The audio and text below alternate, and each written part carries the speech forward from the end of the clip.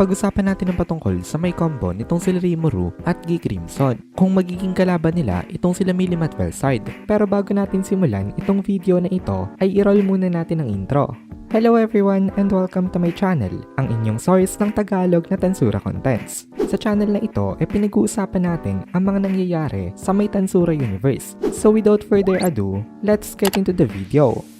Nagka-upload nga pala ng solo leveling contents ang Anime Fan Narrations na owned rin ng Anime Kohai. So kung interested kayong manood ng mga contents ng solo leveling ay pwede nyong i-check yung link sa my description. So kasama nga nitong si Gabiru, itong si Geld ngayon. Mukhang malala pala itong condition nitong si Gabiru. Mas malala pa ito kay Geld. Ngayon kasi on the brink of death siya. Kaya hinospitalized siya nitong si Shuna. Physically mukhang okay naman itong si Gabiru. Pero hindi pala yun ang problema. Kaya lang pala siya physically okay dahil sa may recovery medicine. Ito daw ang problema ng mga monsters kasi hindi naman physical injuries ang kayang pumatay sa kanila. Ang magic kill count daw talaga ng isang monster ang equivalent sa kanyang life force. Kaya kahit na physically okay ka, kung depleted ng magic kill count mo, hindi ka pa rin mabubuhay. Maraming beses na daw na na-experience itong si Rimuru itong depletion na ito dahil daw yun sa may naging careless niyang behavior sa pag-name ng mga monsters dati. Gusto pa daw sana nitong si Gabiru na umattend ng meeting na ito. Pero binigyan na daw ito nitong si Rimuru ng direct order na ito magpahinga na lamang.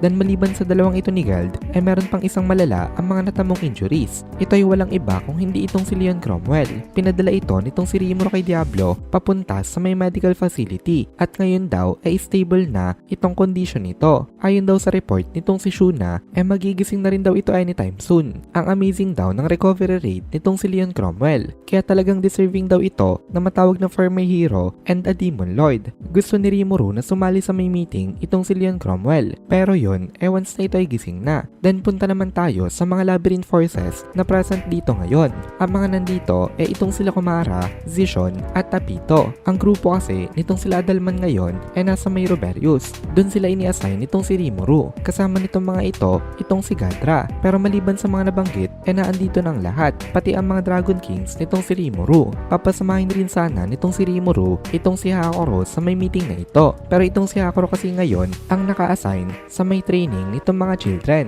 Kaya hindi na ito pinapunta nitong si Rimuru dito. Alam kasi ni Rimuru na kapag umalis itong si Hakuro mag-aalala yung mga kasama niyang bata. Kasama rin sa pagtitraining nila Hakuro itong sila Sare at Gregory. Mukhang itong si Sare daw ang pinakamalakas sa mga ito. Habang itong si Gregory naman ka-level ng mga children. Tumakas pala itong si Chloe kay Hakuro. Nung time na iniligtas niya itong si Rimuru kay Michael. Nagpanggap daw itong si Chloe na masama daw ang pakiramdam niya dahil may sakit daw siya. Pero ngayon talagang tunay na masama ang pakiramdam nitong si Chloe. Ito ang dahilan kung bakit ayaw ni Rimuru na mag-alala itong mga bata na ito kasi nabibigyan daw itong mga ito na mabigat na responsibility. So inilagay sila nitong si Rimuru sa isang secured floor sa may labyrinth na kahit mang-invade ang mga kalaban hindi sila mapapasa panganib. Tsaka after daw ng meeting na ito papasamahin nitong si Rimuru sa mga children itong si Kumara para may additional na protector itong mga bata na ito. Pero meron pang isang reason itong si Rimuru kung bakit gusto niya talagang i-secure itong floor nila na ito. Kasi ngayon naandito itong sila Alvis at Mamiji. Parehas buntis itong dalawang to. At dito ngayon sila nagtatake ng refuge sa may secured floor nitong labyrinth. Kasama daw nitong mga ito ngayon itong si Kaide. Since si Kaide nga isang matanda na monster at meron siyang experience pagdating sa may childbirth. Kaya siya daw ang perfect na mag-aalaga kina Mamiji. Inirequest din daw personally nitong si Kaide kay Rimuru na iwanan dito itong si Hakuro at ito ang gawing bodyguards ng mga asawa nitong si Benimaru. Pumayag naman itong si Rimuru dito para masigurado niya pati na hindi madidistract itong si Benimaru at makakafocus ito sa mga mangyayaring battles. Ngayon naandito na ang lahat ng mga participants sa meeting pero medyo nakaramdam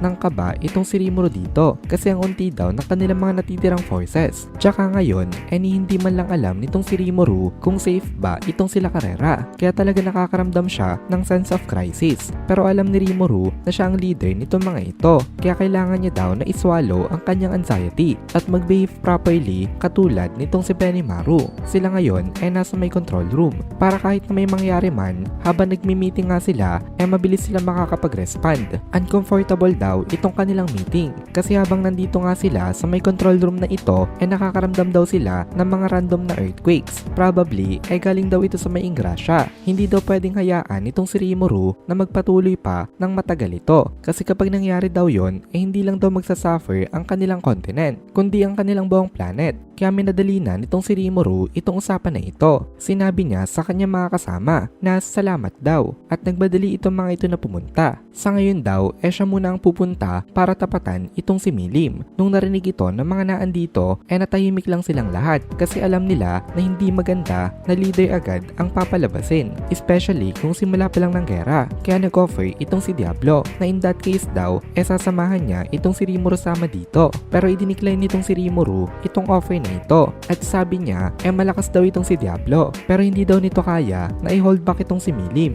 Sigurado daw itong si Rimuru na meron magiging mas suitable na opponent na dadating dito. Kaya until the time comes, patiently daw na maghintay ito. At once na dumating na daw yung time na yon, ipakita daw nitong si Diablo ang mga skills niya sa kanya. Sa tingin kasi nitong si Rimuru ngayon, hindi maganda na magdala pa na marami mga kasama. Kasi kung ang kalaban daw nila itong si Milim at Velside, madadagdagan lang daw ang mga casualty kung marami pa siya na isasama dito. Then nagreply pa dito itong si Shell Sensei na kung ang pinag-uusapan daw na opponent ay nasa level nga nila Milim at Velside, wala daw ni isa sa mga naandito ang pwede nila na may consider na panlaban. Sa opinion daw nitong si Shell Sensei maging sila Benimaru, Zision at Diablo magiging useless sa may laban na ito. At dito na muna natin tatapusin itong video na ito. Kung nagugustuhan mo itong mga videos natin, ay please consider joining the membership para mapanood mo na agad ang mga kasunod na part dahil palaging advance ang ating mga members. Also, ay please consider leaving a like at mag-comment ka na din para ma-boost naman tayo ng algorithm.